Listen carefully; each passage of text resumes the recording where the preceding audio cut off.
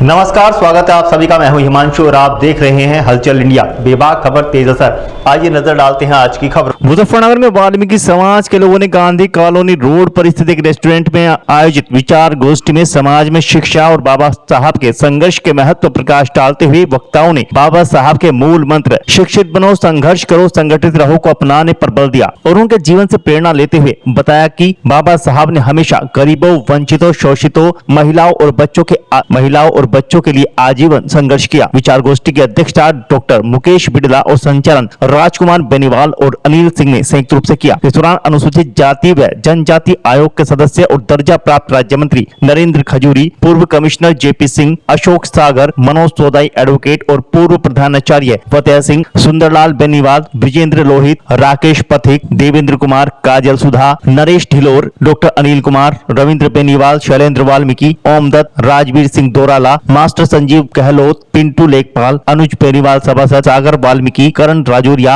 अनिल टाक, भारत टाक, अजीत निराला, प्रियांशु भंवर, गोपाल सुधाकर, अरविंद उर्फ काका, शीलू बेनीवाल, सुरेंद्र सिंह, अश्वनी कुकड़ा, मनोज राजौरिया, सतीश दीवान, प्रियंका, पीहू, रविता, शिवानी, रीना रानी, सरिता भारती, कंटेशी आदि सैकड़ों गणमान्य महिला व पुरुष मौजूद रहे।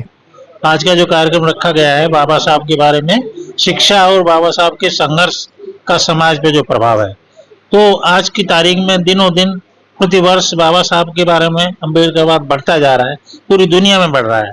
ये सब जानते हैं शिक्षा पे बाबा साहब ने कितना काम किया। बाबा साहब के हमारे 3 नारे जो हम सुनते आए हैं, देखते भी हैं, वो पहले शिक्षित बनो, संगठित हो, संघर्ष करो, तो शिक्षा नंबर 1 पर रखी गई है। आज ज्योतिबा फुले की भी जन्मदिन है, उन्होंने भी विद्या को ऊपर रखा और ज्योतिबा फुले ने तो महिलाओं के लिए पहले स्कूल बनाए। वो जानते थे कि अगर एक महिला शिक्षित होगी तो 2 परिवार शिक्षित होंगे, तो पुरुषों से भी पहले महिलाओं के, लड़कियों के स्कूल ना खोले गए। बाबा साहब के संघर्ष के बारे में, उनके 3-3, 4-4 बच्चे कुर्बान हो गए, लेकिन पूरे समाज के लिए उन्होंने जितना किया, जो उन्होंने दंश झेला था बचपन में जातिवाद का, उसको पूरे समाज में, और अंत में भी जब वो कोलंबिया से पढ़कर आए थे और जब वो सैन्य सचिव बनाए गए थे बड़ौदा में, वहां उनको कमरा तक नहीं मिला था। इस देश का जो दुर्भाग्य है, ऐसे महान व्यक्ति को, जो विश्व के 6ठे विद्वान, महानतम विद्वानों में से थे, उस समय उनके जितना पढ़ा लिखा कोई नहीं था, लेकिन ऐसे व्यक्ति को कमरा ना देना।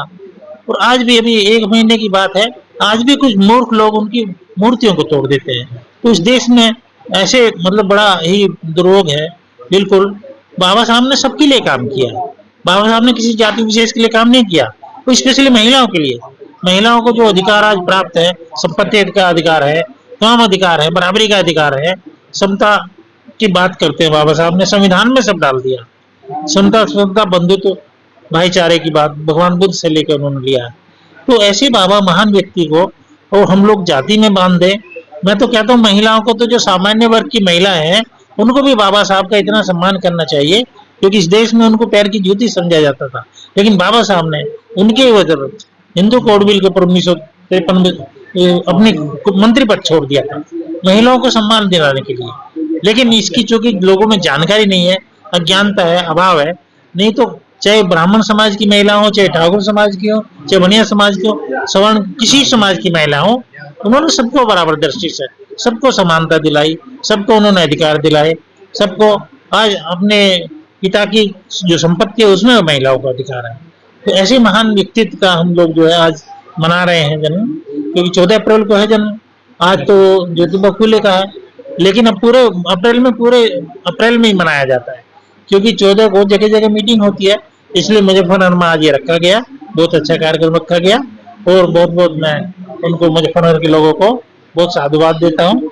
और अब वाल्मीकि समाज 20 साल पहले बाबा साहब को नहीं मानता था, लेकिन अब समाज में जागृति आ रही है, मोहल्लों में भी। कल भी एक मीटिंग की तो मुझे जानकारी मिली मुजफ्फरनगर में, कल मीटिंग मेरठ में है, परसों मेरठ के एक गांव में मीटिंग है, तो डेली कहीं ना कहीं कार्यक्रम हो रहे हैं।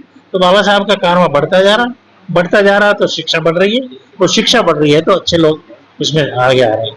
धन्यवाद। आज हमने 11 अप्रैल को बाबा साहब डॉक्टर भीमराव अम्बेडकर जी का जो जन्म माह चल रहा है, इसी और ज्योतिबा फुले जी का भी, उसी उपलक्ष्य में हमने यहाँ पे एक समाज का प्रोग्राम आयोजित किया है, जिससे हमारे बच्चों को हम अवेयर कर सकें, बाबा साहब की विचारधारा को उनके अंदर भर सकें, और जो समाज में कुरीतियां फैली हुई हैं उनको कैसे हम दूर कर सकें और शिक्षा को कैसे आगे बढ़ाएं, इस बात को लेकर, इस मिशन को लेकर हम लोग चल रहे हैं। हमारी पूरी टीम चल रही है।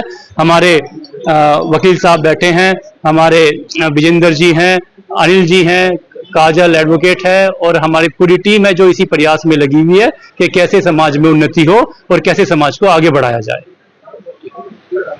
कल फिर होंगे हाजिर कुछ नई और ताज़ा खबरों के साथ। तब तक के लिए दीजिए हमें इजाजत। नमस्कार। हमारे YouTube और Facebook चैनल को फॉलो और सब्सक्राइब करना ना भूलें।